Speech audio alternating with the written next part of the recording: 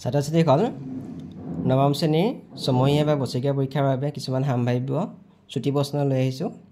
এই প্ৰশ্নখিনি আমি অলপ আলোচনা কৰোঁচোন। তলৰ চিত্ৰৰ পৰা xৰ মান হ'ব।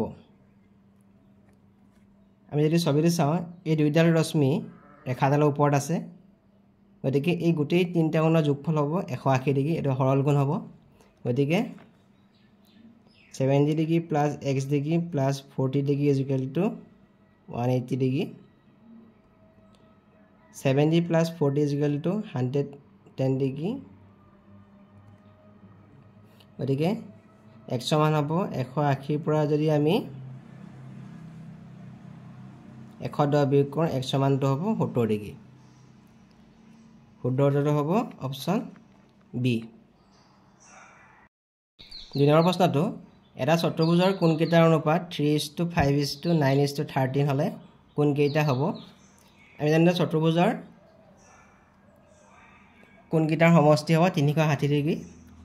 ধৰা হ'ল আমি কোণকেইটা ধৰি লৈছোঁ 3x, 5x, 9x আৰু 13x। গোটেইকেইটা কোণৰ যোগফল হ'ব 360 ডিগ্ৰী। যিহেতু চতুৰ্ভুজৰ আটাইকেইটা কোণৰ যোগফল হ'ব 360 degree.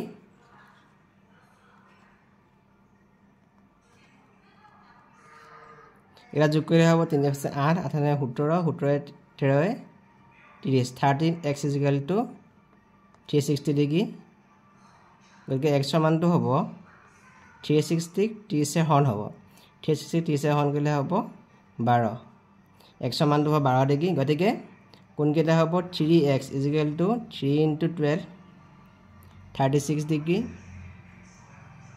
5x 5 × 12 60 degree. 9x 9 × 12 108 degree. আৰু 13x 13 × 12 is equal two 156 degree. 36 60 108 156। শুদ্ধ অপশ্যনটো হ'ব এ। তলৰ কোনটো চিত্ৰ একে ভূমি আৰু একে সমান্তৰালৰ মাজত অৱস্থিত? আমাক ছবিকেইটা চাবলৈ কৈছে এ, বি, চি আৰু ডি। আমি যদি ভালকৈ চাওঁ ছবিখিনি, ইয়াত আমি দেখিম যে চিত্ৰ চিটো একে ভূমি, ইয়াত কিউ এছডাল একে ভূমি হ'ব আৰু একে সমান্তৰাল পি আৰ আৰু কিউ আৰ মাজত অৱস্থিত। গতিকে শুদ্ধ অপশ্যনটো হ'ব চিটো। 4 নম্বৰ প্ৰশ্নটো, এটা প্ৰবৃদ্ধ কোণ তলৰ কোনটো অন্তৰালত থাকে?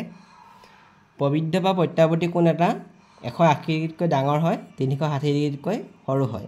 গতিকে এই অন্তৰালটো হ'ব চিটো, 180 ডিগ্ৰীতকৈ ডাঙৰ আৰু 360 ডিগ্ৰীতকৈ সৰু। 5 নম্বৰ প্ৰশ্নটো, ত্ৰিভুজ এ বি চিৰ এ বি আৰু এ চিৰ মধ্যবিন্দু ক্ৰমে ই আৰু এফ। এইটো ত্ৰিভুজ A B C, A B আৰু এ চিৰ মধ্যবিন্দু ক্ৰমে ই আৰু এফ। তেন্তে ই এফৰ মান হ'ব, তেন্তে ই এফৰ মানটো half of B C. E এফডাল বি চিৰ আধা হ'ব।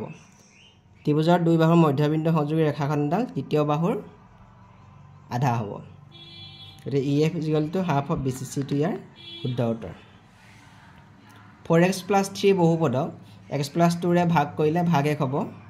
আমি x + 2 ইজ ইকুৱেল টু 0 ধৰি ল'ম। 0 ধৰি লৈ xৰ মানটো হ'ব -2। আমি 4x + 3 xৰ মানটো যদি -2 বহাই দিওঁ, 4x + 3 xৰ মানটো আমি বহাম -2। -8 + 3 ইজ ইকুৱেল টু -5। গতিকে ইয়াৰ ভাগ 1 হ'ব -5। বিটো ইয়াৰ শুদ্ধ উত্তৰ। তলৰ কোনটো সমীকৰণৰ লেখ মূলবিন্দুৰ মাজেৰে যাব? মূলবিন্দুৰ মাজেৰে যোৱা লেখৰ আৰ্হি হ'ল y is equal two mx বা y is equal two kx। y is equal two mx বা y is equal two kx আৰ্হি সমীকৰণৰ লেখ মূলবিন্দুৰ মাজেৰে যাব। গতিকে ইয়াৰ শুদ্ধ উত্তৰটো হ'ব চিটো, y is equal two 4x। এইটো সমীকৰণৰ লেখ মূলবিন্দুৰ মাজেৰে যাব। Question 8, ax + by + c is equal two 0 সমীকৰণৰ লেখ মূলবিন্দুৰ মাজেৰে যাব যদিহে b is equal two 0, a not equal to 0, b is equal two 0, b is equal to 4 and c is equal to 0 ax plus by plus c is equal to 0 সমীকৰণৰ একডাল মূল বিন্দুৰ মাজেৰে যাব যদিহে c is equal to 0 হয় গতিকে d টো ইয়াৰ শুদ্ধ উত্তৰ question number 9 চিত্ৰৰ পৰা কোন p ৰ মান হ'ব ইয়াত দেখিছো আমি pq ৰশ্মি st ৰেখাৰ ওপৰত আছে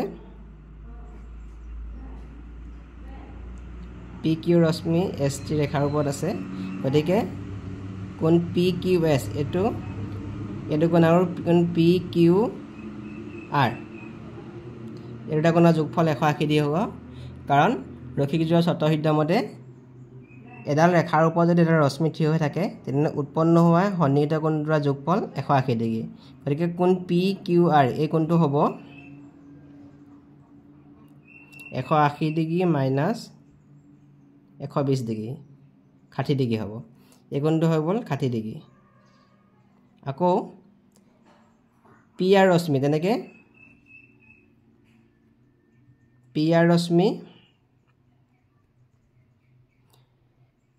st ৰেখাৰ ওপৰত আছে গতিকে prq এই কোণটো হ'ব 180 ৰ পৰা 130 বিয়োগ হ'ব গতিকে কোণ prq is equal to কোণ prt এই কোণটো আৰু এই দুটা সন্নিহিত কোণৰ যোগফল হ'ব 180 ডিগ্ৰী গতিকে কোণ prq এই কোণটো হ'ব 180 ডিগ্ৰীৰ পৰা 130 ডিগ্ৰী বিয়োগ হ'ব 50 ডিগ্ৰী হ'ব এই কোণটো হৈ গ'ল 50 ডিগ্ৰী এতিয়া আমি জানো যে ত্ৰিভুজৰ তিনিটা কোণৰ যোগফল 180 ডিগ্ৰী এতিয়া মই p কোণটো 60 ডিগ্ৰী আৰু 50 ডিগ্ৰী গোটেই তিনিটা কোণ যোগ কৰিলে 180 ডিগ্ৰী হ'ব কোণ p প্লাস কোণ 60 ডিগ্ৰী কোণ 50 degree is equal to 180 degree 60 আৰু 50 যোগ কৰিলে 110 ডিগ্ৰী হ'ব এতিয়া 180 ৰ পৰা যদি 110 টো বিয়োগ কৰোঁ আমি 70 ডিগ্ৰী হ'ব এতিয়া শুদ্ধ উত্তৰটো হ'ব b2 please subscribe and share my videos 10 number প্ৰশ্ন pq আৰু rs ৰেখা দুডালে o বিন্দুত কটাকটি কৰিছে যদি কোণ por আৰু কোণ rq এই কোণ দুটাৰ অনুপাত যদি 5:7 হয় তেন্তে por কোণটোৰ মান হৈছে আমি ধৰা হল কোণ দুটা ধৰি লৈছো 5x আৰু 7x এতিয়া আমি ছবিটো চাওঁ pq ৰেখাডালৰ ওপৰত r ৰশ্মিটো থিয় হৈ আছে গতিকে উৎপন্ন হোৱা এই দুটা সন্নিহিত কোণৰ যোগফল হ'ব 180 ডিগ্ৰী ৰৈখিক স্বতঃসিদ্ধ মতে দুটা কোণৰ যোগফল হ'ব 180 ডিগ্ৰী গতিকে por কোণটো আমি থৈছো 5x ইটো হৈছে 7x গতিকে 5x plus 7x is equal to 180 degree 12x is equal to 180 degree গতিকে x ৰ মান হ'ব 180 ক আমি 12 হৰণ কৰিলে x ৰ মানটো হ'ব 15 ডিগ্ৰী গতিকে por কোণ por ধৰিছিল আমি 5x গতিকে 5 into x ৰ মান পালো 15 ডিগ্ৰী কিমান হ'ব 75 ডিগ্ৰী গতিকে b নম্বৰটো ইয়াৰ শুদ্ধ উত্তৰ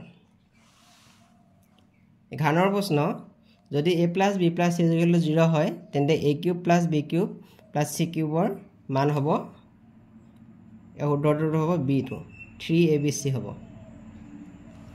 12 নম্বৰ প্ৰশ্ন তলৰ কোণটো শুদ্ধ সমবাহু তলৰ কোণটো অশুদ্ধ সমবাহু ত্ৰিভুজৰ প্ৰতিটো কোণৰ মান 60 ডিগ্ৰী এটা সমবাহু ত্ৰিভুজৰ প্ৰতিটো কোণৰ মান 60 ডিগ্ৰী হয় এটো শুদ্ধ হয় এটা ত্ৰিভুজৰ যিকোনো দুই বাহুৰ সমষ্টি তৃতীয় বাহুতকৈ ডাঙৰ ত্ৰিভুজ এটাৰ যিকোনো দুটা বাহুৰ সমষ্টি তৃতীয় বাহুতকৈ ডাঙৰ হয় এটো শুদ্ধ হয় সমান্তৰিকৰ কৰ্ণডাল পৰস্পৰ সমদ্বিখণ্ডিত হয় এটো শুদ্ধ হয় পঞ্চভুজৰ অন্তঃকোণৰ সমষ্টি 360 ডিগ্ৰী পঞ্চভুজ এটাৰ অন্তঃকোণৰ সমষ্টি 360 ডিগ্ৰী নহয় এটো ভুল হয় গতিকে অশুদ্ধ কোণটো g2